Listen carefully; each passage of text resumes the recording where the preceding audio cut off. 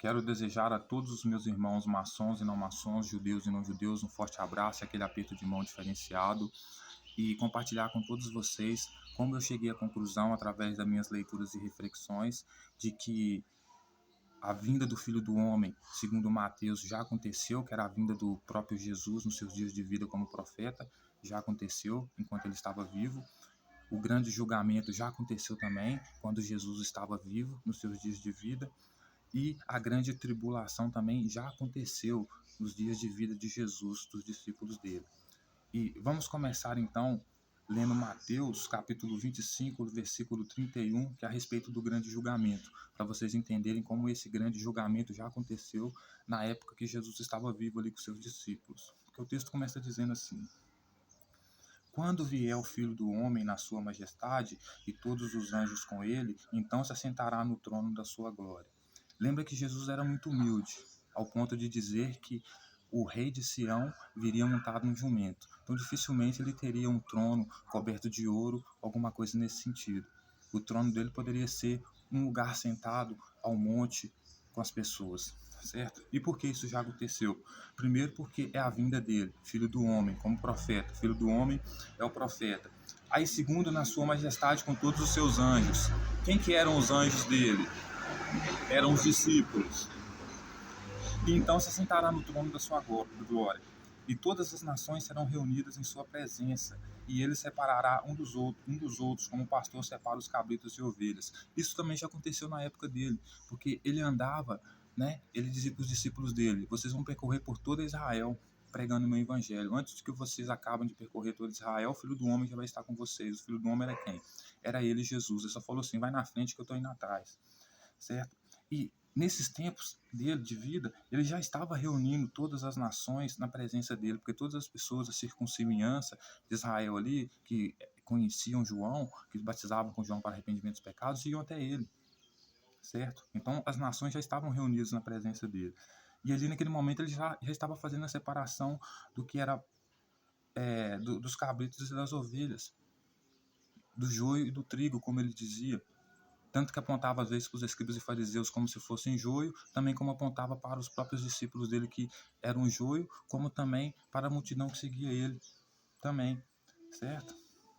Ele vai dizer: e colocará as ovelhas à sua direita, mas os cabritos à sua esquerda. E é exatamente isso que ele está fazendo, que ele fez, veio para causar divisão. Já naquela época dele, ele já estava causando divisão, como ele mesmo disse: eu vim para trazer divisão entre pai, mãe, filho, né? Ele vai dizer: então dirá o rei aos que estiverem à sua direita: vinde benditos do meu Pai, entrai na posse do reino que vos está preparado desde a fundação do mundo. Então, ele vai fazer o grande julgamento. Esse é o grande julgamento, enquanto ele percorria toda Israel junto com os discípulos dele. Enquanto ele pregava, ele já estava fazendo o julgamento, certo? Então ele vai dizer para os que estavam à direita dele, que eram benditos, que deveriam vir até ele, né, para a posse do reino que estava preparado para eles. E quem que eram esses aqui, né? Que eram os eleitos, os escolhidos? Eram aqueles que seguiam Jesus com todo rigor, porque Jesus dizia que vinha para cumprir a lei, não abolir a lei, não vinha mudar nem um Y da lei, nem uma vírgula da lei, né? Então, os eleitos dele eram aqueles que seguiam a lei, certo? A lei de Moisés, certo? Aí ele vai dizer: porque tive fome e me deste de comer, tive sede e me deste de beber, era forasteiro e me hospedaste. Então, ou seja, os discípulos de Jesus aqui, por sua vez, já eram condenados joios, culpados para o fogo eterno. Porque Jesus tinha dito para as pessoas que estavam seguindo ele: olha só, vocês não se preocupem com o que há de beber, com o que há de comer. Quando vocês forem jejuar, unja a cabeça e lave o rosto, entendeu? Não fica se mostrando para ninguém, porque eu sou pai de vocês. Eu sei que quando vocês tiverem fome, que vocês precisam de alimento, porque eu sei que o trabalhador é digno do seu alimento. Então, eu vou dar a comida a vocês, eu vou dar o pão para vocês. Os discípulos, mesmo vendo Jesus ensinar isso, depois das pessoas terem andado com ele 3 dias e 3 noites jejuando, quando chegou a noite e Jesus chegou em casa, eles queriam dispersar a multidão, sem dar ela o que comer. Jesus foi e falou assim: não, eu vou dar eles o que comer, né? Ele tinha prometido que ia dar comida para eles, se seguissem ele, né? Então, veja bem, os discípulos, por sua vez, já seriam julgados por isso, né? Por quê? Porque os pequeninos de Jesus, a multidão que seguia ele, queria comer, E se dependesse dos discípulos, deixaria eles morrer de fome ou deixaria eles embora com fome. Então ele vai dizer assim, isso aqui é um tapa na cara de João, tá? Olha só o que ele vai dizer. Estava nu e me vestiste, enfermo e me visitaste, preso e me foste me ver. Então, veja bem, por que estava nu e me vestiste? Porque quando Adão e Eva estavam no jardim do Éden e pecaram, eles se esconderam para poder cobrir a sua nudez com folha de figueira, e Deus chegou e cobriu a nudez dele com pele do animal. Porque para mostrar para eles que o pecado gera a morte, mas Deus é misericordioso, portanto matou o animal, né, para o homem não ter que morrer. Quando Jesus diz que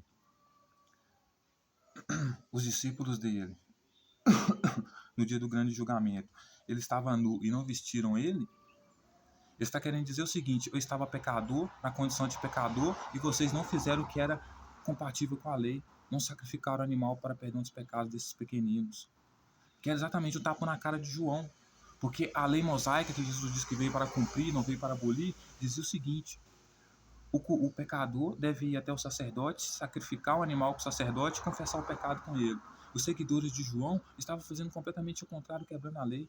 Estavam indo até João, confessando seus pecados com João e se batizando com João para arrependimento dos pecados. Então João aqui era o falso profeta que Jesus tinha eleito, escolhido ele, por isso que ele dizia, muitos foram chamados, poucos serão escolhidos, mas que seria condenado como joio, né? Por quê? Porque viu que as pessoas estavam em pecado, estavam nus, porque estavam confessando o pecado com ele. Em vez de ele seguir a lei e levar essas pessoas até o sacerdote para elas sacrificarem o animal e confessarem seus pecados no sacerdote, estava aceitando a confissão do pecado delas com João, que nem era sacerdote e que era profeta, enquanto em vez de sacrificar o animal para o arrependimento, estavam se batizando, certo? Então, ou seja, João estava vendo que eles estavam nus, e os discípulos também, por muitas das vezes, né? E não estavam vestindo ele, cobrindo o pecado deles, como mandava a lei, que ele dizia que veio para cumprir e não abolir. Que é o quê? A única coisa que cobre a nudez, o pecado, é a pele do animal. O batismo não serve para cobrimento do pecado, para arrependimento do pecado, certo? Então perguntaram os justos: Senhor, quando foi que tivemos com fome te demos de comer, ou com sede te demos de beber? Ou quando fores forasteiro e te hospedaremos, né? Ou tivesse nu e te vestimos? Aí o rei vai dirá para ele: em verdade vos afirmo que sempre que fizeste a um desses meus pequeninos, fizeste a mim. Então, ou seja, vocês eram meus discípulos, deveriam estar fazendo isso aos meus pequeninos, aos seus seguidores que estavam me esperando. Coisa que João, por exemplo, não estava fazendo. Então ele vai dizer assim: então o rei dirá também aos que estiverem à sua esquerda: apartai-vos de mim, malditos, para o fogo eterno, preparado para o diabo e seus anjos, porque tive fome e não me deste de comer, tive sede e não me deste de beber, sendo forasteiro, não me hospedaste, estando nu, não me vestiste, achando-me enfermo e preso, não me foste visitar. Eles lhe perguntaram: Senhor, quando foi que te vimos com fome, com sede, forasteiros, nu ou preso, e não te assistimos, né? Então ele responderá: em verdade vos digo que deixaste de fazer a um desses meus pequeninos, a mim deixaste de fazer. Irão para o castigo eterno, porém os justos para a vida eterna. Então, veja bem, Jesus está dizendo, segundo Mateus, Jesus estava dizendo que o grande julgamento basicamente já tinha acontecido, porque ele já estava fazendo a divisão, causando a divisão ali, certo? E os que fossem considerados joio, né, que fosse para o fogo do inferno, digamos assim, né, seriam justamente aqueles que não estavam pregando o arrependimento do pecado, ou seja, via que a pessoa estava nu, né, estava em pecado, em vez de cobrir ela com o que cobre a nudez, segundo a lei, com a pele do animal, ou então sacrifício de animais, em vez de cobrir o pecado dela, estava conduzindo a multidão ao erro, né, a se confessar, né, com um profeta, se batizando para arrependimento dos pecados. Por isso ele dizia que João era o falso profeta, né? Quando esse falso profeta fosse se aproximar dele, ele dizia assim: apartai de mim que eu não te conheço, mesmo que você tenha feito coisa em meu nome. E isso que João que fazia, tudo que João fazia em nome de Jesus, como se estivesse fazendo para ele, certo? E por que a vinda do Filho do Homem já aconteceu e não era naqueles tempos, certo? Porque logo em seguida ele vai dizer o seguinte: então aparecerá no céu o sinal do Filho do Homem, e todos os povos da terra se lamentarão, o Filho do Homem vindo sobre as nuvens do céu com poder e grande glória. Isso já aconteceu na transfiguração do monte, certo? quando Jesus basicamente estava transformando Tiago em Moisés e João em Elias, certo? O texto vai dizer que Pedro lá estava junto com ele, e Pedro falou assim: posso construir uma cabaninha para vocês aqui, João, Moisés e Elias? Aí veio uma voz do céu, e essa voz estava entre as nuvens, e essa voz dizia assim: ouvi ele, porque ele é o filho a quem eu amo. Ou seja, ouvi a Pedro construir realmente cabanas para nós, certo? Então, ou seja, a vinda dele sobre as nuvens já aconteceu naquela transfiguração no monte, porque aquela voz que vinha nas nuvens era a voz de Jesus, certo? Então, a grande tribulação, por que ela já aconteceu também?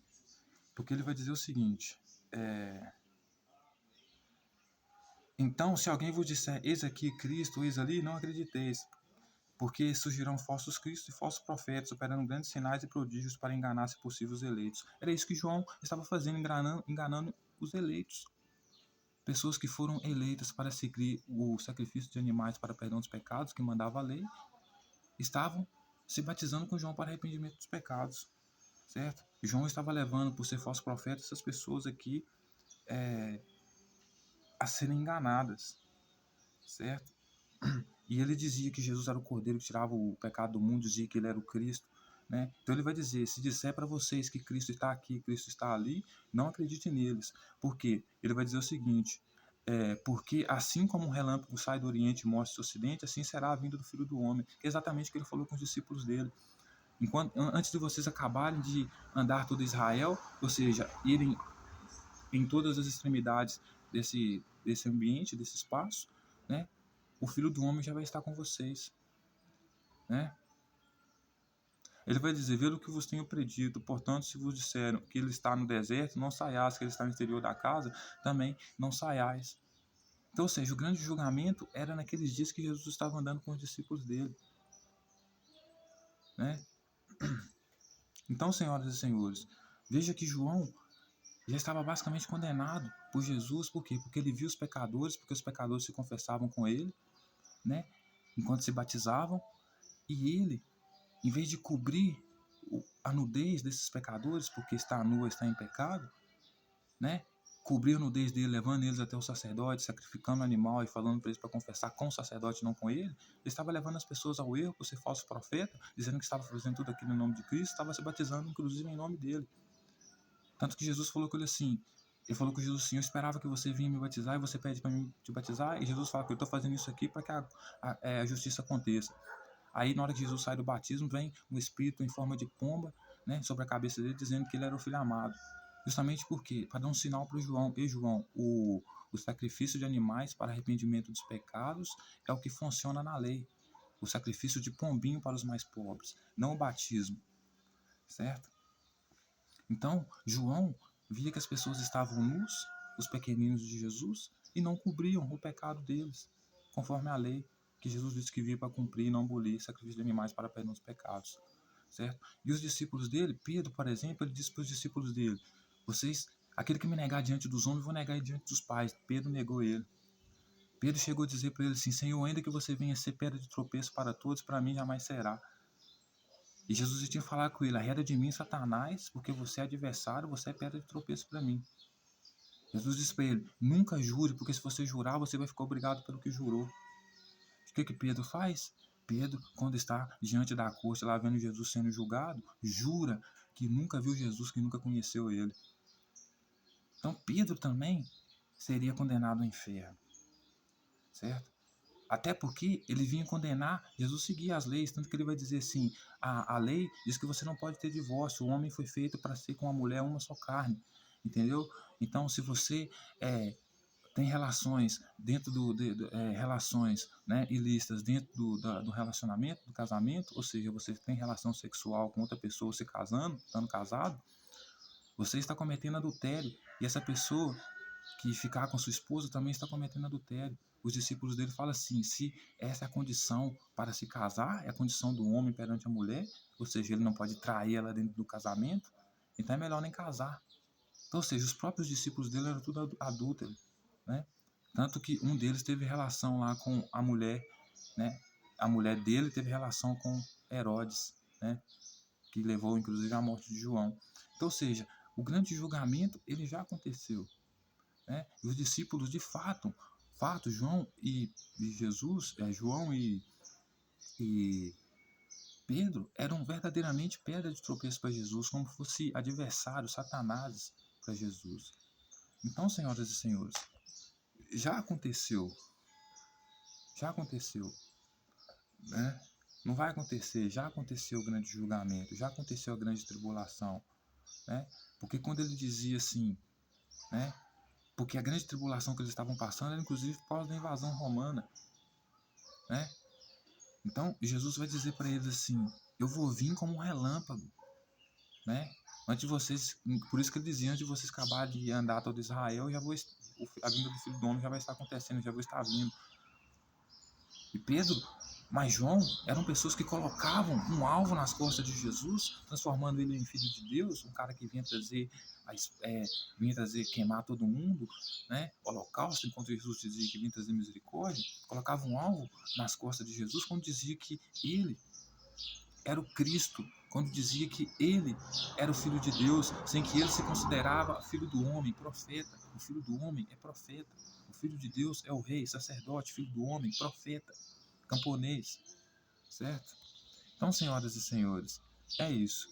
Eu só queria dizer que a vinda do Filho do Homem já aconteceu, era o tempo que Jesus estava vivo, a grande tribulação também já aconteceu e principalmente o grande julgamento. Nada é para o futuro, tudo já tinha acontecido. Tanto que nenhum deles, tanto que eu vou dizer para vocês uma coisa aqui só para encerrar, certo? Pode ser que os grandes tronos, os 12 tronos que Jesus ia dar para os escolhidos dele, julgar as tribos de Israel, fosse exatamente as 12 cadeiras, os 12 lugares para sentar com ele na última ceia antes dele morrer, porque ele sabia que ia ser entregue pelas autoridades, né? Entregue às autoridades. Porque julgar aqui é no sentido de falar mal, né? Então, assim, na última ceia ali com eles ali, os discípulos podiam julgar as tribos de Israel, falar mal delas à vontade. Até porque Jesus não tinha nenhuma condição para ser realmente, verdadeiramente um rei, né? Dominar sobre Roma, né? No lugar dele, é claro que ele ia preferir misericórdia no lugar de holocausto, né?